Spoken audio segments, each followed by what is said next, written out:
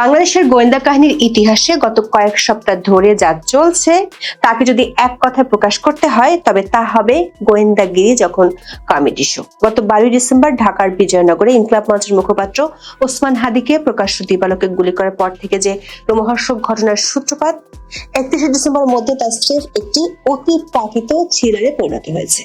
এই থ্রিলারের চিত্রনাট্যকার হিসেবে একদিকে রয়েছে বাংলাদেশ পুলিশ, যারা দাবি করছিল খুনিরা ভারত সীমান্ত পার হয়ে মেঘালয়ে ধরা পড়েছে, আর অন্যদিকে রয়েছে খোদ প্রধান অভিযুক্ত ফয়সাল করিম মাসুদ, যে কিনা ভিডিও বার্তায় দাবি করছে, ভাই আমি তো দুবাইয়ে বিরিয়ানি খাচ্ছি। প্রশ্ন হলো, বাংলাদেশের আইন শৃঙ্খলা রক্ষাকারী বাহিনীর কাছে কি কোনো টেলিপোর্টেশন যন্ত্র আছে, অথবা তারা যে গোয়েন্দা তথ্য পায় তা কি ফেসবুকে মিম পেজ থেকে নেওয়া? 30 ও 31 ডিসেম্বর পরপর দুটি ভিডিও বার্তা নিয়ে হাজির হয়েছেন প্রধান অভিযুক্ত ফয়সাল করিম মাসুদ। দাবি করছেন ষড়যন্ত্রের শিকার হয়েছেন, হাদির মৃত্যুর সঙ্গে নিজের জড়িত থাকার অভিযোগ উড়িয়ে দিয়ে বলেছেন এই ঘটনাকে ঘিরে মঞ্চস্থ হচ্ছে নাটক। ভারত নয়, নিজের বর্তমান অবস্থান হিসেবে দাবি করছেন দুবাইকে। বৈধ পথে সেখানে যাওয়ার প্রমাণও তুলে ধরেছেন। ফয়সালের ভিডিওটি এআই জেনারেটেড বলে কেউ কেউ দাবি করলেও তা মিথ্যা প্রমাণ হয়েছে, বরং নিজের দাবি পরিষ্কার করতে আরেকটি ভিডিও দিয়েছেন সোশ্যাল মিডিয়ায়। ওসমান হাদির সমর্থকরা যখন হত্যার ঘটনা নিয়ে নানা অভিযোগ তুলছেন, সরকার বিরুদ্ধে তুলছেন প্রহসনের অভিযোগ, ঠিক তখন এমন বিস্ফোরক ভিডিও জন্ম দিচ্ছে নতুন রহস্য।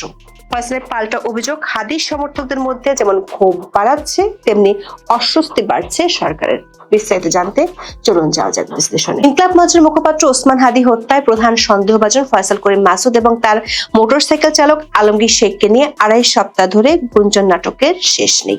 হাদি গুলিবিদ্ধ হওয়ার কয়েক ঘন্টা না যেতেই সরকার সমর্থকদের একটি অংশ ফয়সাল ও আলমগীরের ভারতে পালানোর তথ্য ছড়িয়ে দেন। তবে মামলার তদন্তকারীরা মুখে এঁটেছিলেন কুলুপ। শেষ পর্যন্ত শাহবাগে ইনকিলাব মঞ্চের চাপের মুখে হঠাৎ করে পুলিশ মেনে নেয় সরকার সমর্থকদের পুরনো দাবি।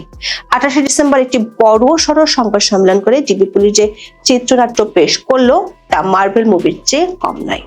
তারা জানালো ফয়সাল ও আলমগীর কিভাবে কোন রুট দিয়ে ভারতে পালালো, কিভাবে তাদের পুত্তি ও স্বামী নামে 2 ভারতীয় নাগরিক সাহায্য করলো এবং কিভাবে মেঘালয় পুলিশ তাদের গ্রেফতার করলো। পুলিশের তথ্যের নির্ভুলতা দেখে সাধারণ মানুষ ভেবেছিল হয়তো জেমস বন্ড বা শার্লক হোমস বাংলাদেশের ডিবি অফিসে ইন্টার্নশিপ করছেন। কিন্তু জবনিকাপাত হলো তখন যখন বিএসএফ এবং মেঘালয় পুলিশ এক প্রেস বিজ্ঞপ্তিতে পরিষ্কার জানালো এমন কোনো লোক তাদের ওখানে ঢোকেনি, আর কাউকে তারা গ্রেপ্তারও করেনি। বাংলাদেশের পুলিশ যাকে গ্রেপ্তার বলে ঘোষণা দিচ্ছে, প্রতিবেশী দেশ বলছে তারা সেই মানুষের নামই শুনেনি। বিষয়টি এমন, পুলিশ যেন ভার্চুয়াল রিয়ালিটির কোনো গেম খেলছিল, যেখানে তারা ভারতকে একটি লেভেল হিসেবে ব্যবহার করেছে। যখন বাংলাদেশের ডিবি পুলিশ ভারতের কারাগারে খুনিদের খুঁজছে, ঠিক তখনই 30 ডিসেম্বর সোশ্যাল মিডিয়ায় হাজির হলেন স্বয়ং ফয়সাল করিম মাসুদ। পরদিন আরো একটি ভিডিও প্রচার হয় তার। 4 মিনিট 1 সেকেন্ডের প্রথম ভিডিওতে তাকে দেখা গেল একটি খয়েরি রঙের হুডি পরা অবস্থায়। ভিডিওতে ফয়সাল দাবি করেন তিনি বর্তমানে দুবাইয়ে অবস্থান করছেন। হাদির সঙ্গে ব্যবসায়িক প্রয়োজনে যোগাযোগ হয়েছিল বলে দাবি করেন। ভারতে পালানোর তথ্য উড়িয়ে দিয়ে বলেন বৈধ পথে তিনি দুবাইয়ে এসেছেন।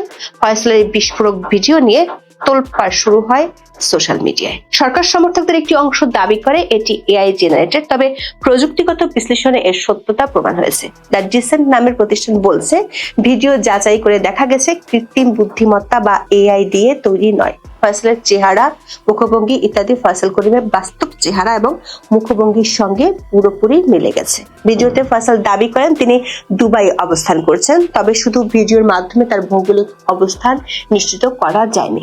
দ্য ডিসেন্ট বলছে ফয়সাল নিজের দাবির পক্ষে কোনো প্রমাণ তথ্য যেমন লোকেশন ডেটা বা পাসপোর্টের সিল উপস্থাপন করেননি।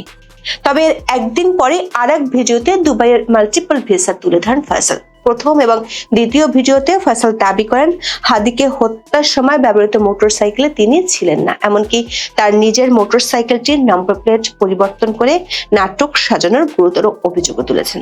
অভিযোগ করেন তার পরিবারের সদস্যদের হয়রানিমূলক গ্রেপ্তারের পর নির্যাতন করে স্বীকারোক্তি নেওয়া হয়েছে।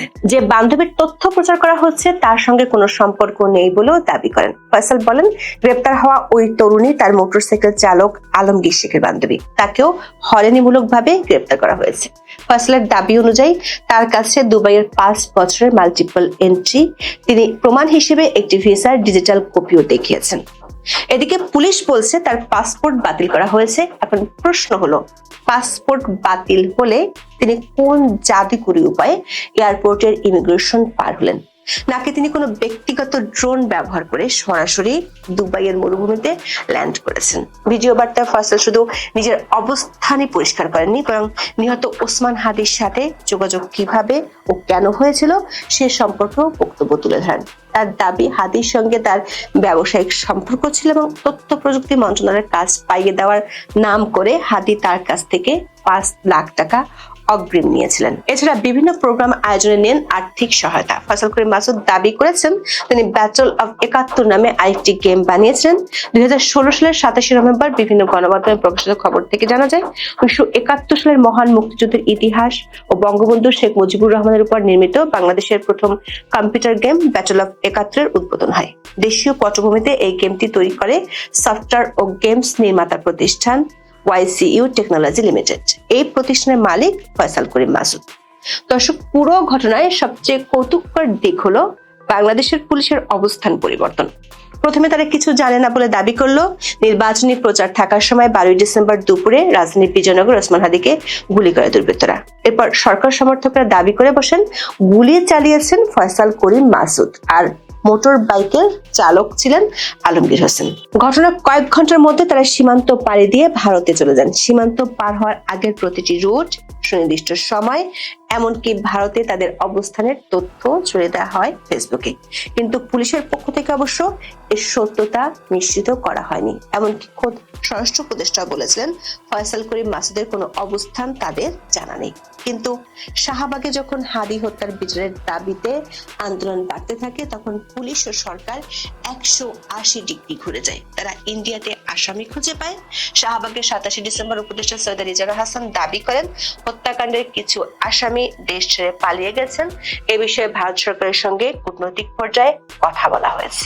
আসামিদের খুঁজে পাওয়া গেলে তাদের ফেরত পাঠাতে সহযোগিতা করবে ভারত। ভারতের পুলিশের পক্ষ থেকে এমন তথ্যের সত্যতা নাকচ করে দেওয়ার পর আসামি এখন দুবাই থেকে ভিডিও দিচ্ছে। তবে বাংলাদেশের পুলিশ বলছে তাদের কাছে আসামি দুবাই থাকার কোনো তথ্য নেই।